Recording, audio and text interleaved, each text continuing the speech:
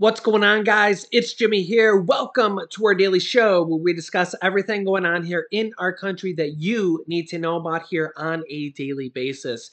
And the White House and President Biden have just declared what they call some good news here for Americans. This comes as President Biden just met with the Saudi Arabian crown prince. And, this is very controversial as even Senator Bernie Sanders has criticized him for this. And I did a video on this. I'll link you to that video here. At the end of this video, you can see this. And many people say that, President Biden should not have gone over there and asked them for more oil. You can let me know your thoughts here on this. But the White House is saying that this is good news. I'll let you hear what they're saying is going to happen to gas prices and oil prices. We are seeing gas prices have come down now for about 33 days in a row now. This is before any deal with the Saudis. So you can let me know your thoughts. Now, when gas was over $5 a gallon here on the average price for the U.S., a lot of people blame Biden. So now that gas has gone down for 33 days in a row here, do you give credit to Biden? Is that credit of what Biden has done here, releasing the National Strategic Oil Reserves, 1 million barrels a day? And calling on states to pause federal or pause state gas taxes. You can see here that the national average gas prices here, the average across the United States here, down to $4.52 here. And you can see here a month ago, so just about 30 days ago, was $4.98. $4.98. And you can see here the high, the all-time high ever, June 14th. So just a little bit about a month ago, a little bit over a month ago, 501 and 581 for diesel. Yeah, so 501 and 581. And so you can see here, diesel has not come down as much. Diesel just getting raked over the coals here. But regular down about 50 cents. 50 cents a gallon. And will it continue? Here's what the White House has to say. Let me know your thoughts here on this. Well, here to talk about all of this is economic advisor to President Biden, Jared Bernstein. Thank you for coming in. Let's talk about that inflation report. Your former colleague in the Obama administration, Jason Furman, called it brutal, adding there is absolutely nothing good in it. Larry Summers says nobody can suppose that inflation is under control. And in his statement, President Biden dismissed it as out of date. If you don't think 9.1% is the inflation rate for last month, what is it? Well, first of all, let's be clear. The president himself said repeatedly after that report came out that inflation is unacceptably high. Remember, this is a president who grew up in a family where issues like the price of gas, the price of food were kitchen table issues. So he has dispatched his team to do everything we can to ease price pressures. It is his top domestic economic priority. Now, in terms of the out of date, I think what the president meant there is since that report came out, the price of gas is down about 50 cents a gallon. Okay, that's about the fastest decline in about a decade. It is still way too elevated. Let's make that clear. And we have more work to do in that space, but it gives Americans a little bit of breathing room at the pump. Now, there are key other aspects, you've actually mentioned some of them, that this president and the Congress, Democrats are lined up here, can undertake to improve the affordability of prescription drugs and health. I'm going to talk about that in 1 second, but let's talk about what you mentioned, breathing room. Yeah. Democratic lawmakers, a lot of them, they don't agree that that message is working. I'm sure you've heard it. President Biden said that declining gas prices, just like you said here, are providing more breathing room for American families. But the national average is still over $4.50. And I want you to listen to what Democratic Senator Tammy Baldwin told me this week. When people come up to you in Wisconsin in the grocery store or at the gas station and ask you about high prices, is that what you would tell them, that the data is out of date? Certainly not. It is great news that in the last month, gas prices have gone down by about 40 cents per gallon. That's really not the break people are looking for. So when you say breathing room, you understand that there are people out there saying, I'm not feeling breathing room, I'm feeling crunched. Absolutely. That is well understood. But if we're going to talk about the damage that these high energy prices are having on family budgets, I think we have to talk about the benefits for when those prices come down a little. I've been very clear, more importantly, the president is unequivocal by not calling mission accomplished on any of this. We're talking about a decline that is completely insufficient when it comes to really delivering the relief to family budgets that they need.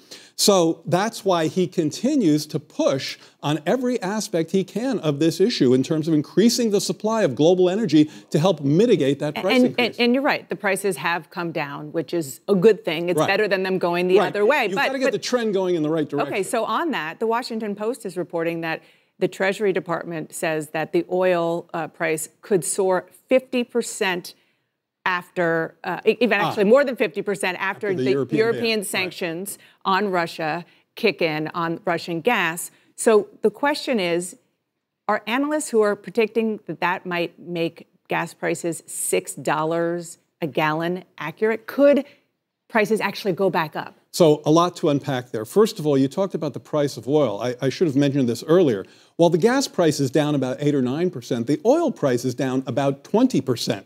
So when we talk about the president doing all he can to provide relief at the pump, one of the things that he's doing is trying to nudge these companies to pass some of those savings along to consumers. You know, in the first quarter of this year, some of the biggest oil companies had a net profit of $35 billion. Now, these are companies that we helped to the tune of billions of dollars during the pandemic. But will prices go back up? During the pandemic, I'll get to that. During the pandemic downturn, they ought to share some of that profitability with the American people right now, especially as we're supporting Ukraine's efforts in their war against Russia. So look, nobody can see reliably around the corner when it comes to those prices, talking a couple of quarters away. So I would say really don't pay a lot of attention to those forecasts because it's just too much volatility. What I can say is that I think it's very likely that gas prices continue to track down, say, for the rest of this month. And I say that because not just the oil price is down 20%, but wholesale prices are down as well, and those two tend to track each other. Again, Dana, look, this is minutiae.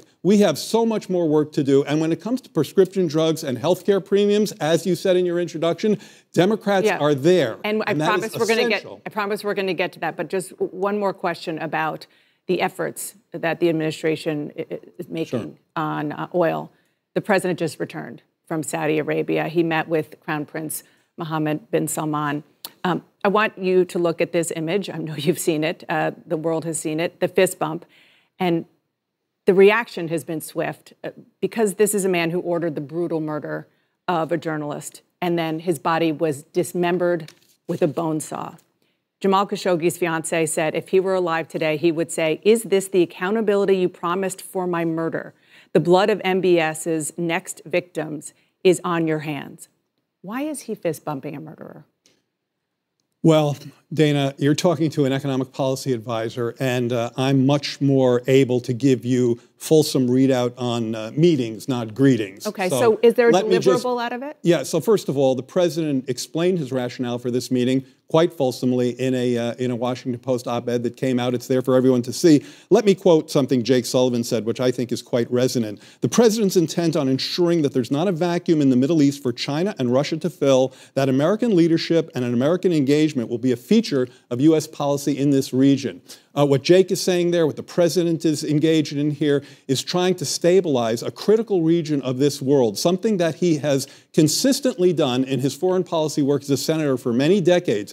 An economically more secure and stable Middle East is important, I think, for the American people. So that's a long-term goal. Did he actually deliver anything on the road to that from this very controversial meeting? So we saw Saudi Arabia say that it would increase its capacity for oil production, and I'd refer you to them for more information there. But remember, Saudi Arabia is of course, a part of OPEC, part of the cartel, and the president has been, and some of our other members of our foreign policy team have been pressuring OPEC to increase production. And in fact, a few weeks ago, they talked about doing precisely that for July and August, increasing production by about 50%. Okay. So this is very much a part of that kind of an effort. Okay, let's talk about the domestic agenda and what happened this week. Senator Manchin backed out of negotiations on parts of that plan, the climate crisis, corporate tax increases. President Biden said that the Senate should pass the scaled-down plan to extend Obamacare subsidies, what you were talking about, allowing Medicare to negotiate lower drug prices, for example. I want you to listen to what Senator Manchin said about why he blocked other parts of the agenda. Inflation is absolutely killing many, many people. They can't buy gasoline. They have a hard time buying groceries. Everything they buy and consume for their daily lives is a hardship to them. And can't we wait to make sure that we do nothing to add to that? Is President Biden frustrated with Senator Manchin? I think the president is very much and very compelled to get Congress to work with him on his climate agenda. He's already taken unprecedented action. And I think this is important because if he can't find a legislative path to clean energy, the urgency of the problem is so significant that, as he said on Friday, he will find an executive order and rule change path to get there. And I should say, fine, he's already found that path. He'll continue down it. He has invoked the Defense Production Act to ramp up clean energy production in this country. He has helped to kickstart the offshore wind industry. He has set the toughest ever emission standards. He will continue to pursue that with or without Congress. But the urgency of the issue, Dana, is, I think, it is beyond me how anyone could miss it. Over $100 billion per year of cost to our economy based on floods, wildfires, droughts. Look at the geopolitical pressures from this. A Russian petrocrat who's prosecuting a war based on weaponizing fossil fuels. So there is a great rationale to undertake what this president will do, and he will continue to press. Thank you. Jared Bernstein, appreciate your time. My pleasure. Yeah, so a lot going on there. Let me know your thoughts here in the comments. Should the president have gone to Saudi Arabia? Do you think it'll lower gas prices and oil prices going forward? They talked about a lot of different subjects there. Senator Joe Manchin, the next stimulus package, the next Build Back Better package, whatever this may be here. We'll be talking about this here. This will be a big week here for details on that. We'll be going over that here. We also have this here today in similar fashion. Biden Energy Advisor says that gas could fall below $4 a gallon. So again, the White House saying that good news is on the way here for gas, energy prices, and then this would also help lower the cost of food prices. So the White House says good news is on the way and that gas could soon fall below $4 a gallon. Here's what they say. A top White House energy advisor here on yesterday said gas prices could soon fall below $4 a gallon on average. Amos Hochstein told CBS Face the Nation that he expects the national average of gas, that's around $4.53 a gallon, to come down and inch closer to $4 a gallon in the coming weeks here. So another 50 cents a gallon to go down here. We've gone down 50 cents a gallon. They expect another 50 cents a gallon here. Hochstein, the senior advisor of the energy security to the Biden administration, said many gas stations were already selling gas at less than $4 a gallon. Let me know in the comment section, have you seen gas at $3.99 a gallon anywhere in the country? Let me know in the comment section if you have. He says, quote here, this is the fastest decline rate that we have seen against a major increase of oil prices during a war in Europe, where one of the parties in the war is the third largest producer in the world. said Hochstein, referring to Russia. These are extraordinary circumstances. President Biden has seen his overall job approval ratings fall below 40% as Americans face record high gas prices and the highest overall inflation in decades.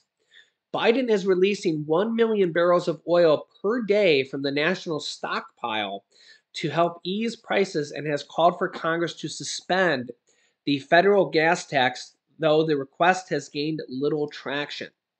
He just met with Saudi Arabia, an influential member of the oil-producing alliance OPEC, to discuss efforts to stabilize the global energy markets.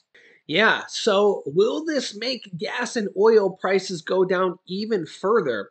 We have seen a pretty decent decline here. It's much better than the gas continuing to increase over $5 a gallon. Yeah, that was absolutely brutal. Gas just continuing was just going up and up and up and up, and we just thought, will it ever end? So at least now we are starting to see, I think gas is down for about 33 days in a row here, and is now nicely declined. Nicely declined. I think it's on, like I said, about 33 days in a row. Will continue. Will continue. That's the big question here. And if we can continue here for the rest of the month, we could be near around $4 a gallon. So we'll have to see in the comment section if anywhere in the country is already below $4 a gallon. You can let me know if anybody has seen it here. Hopefully there is some places here at $3.99 a gallon or less in the country. I know it won't be in California, unfortunately. California, yeah, you guys have much higher gas prices. The gas taxes there, and you guys have a different blend of gasoline. It's unfortunately, yeah. You guys are probably just hoping to see gas in the $5 range, unfortunately. But yeah, California does have $1,000 up to $1,000 stimulus checks coming here soon. I'll show you the headline here just so you can see it in case you're not aware.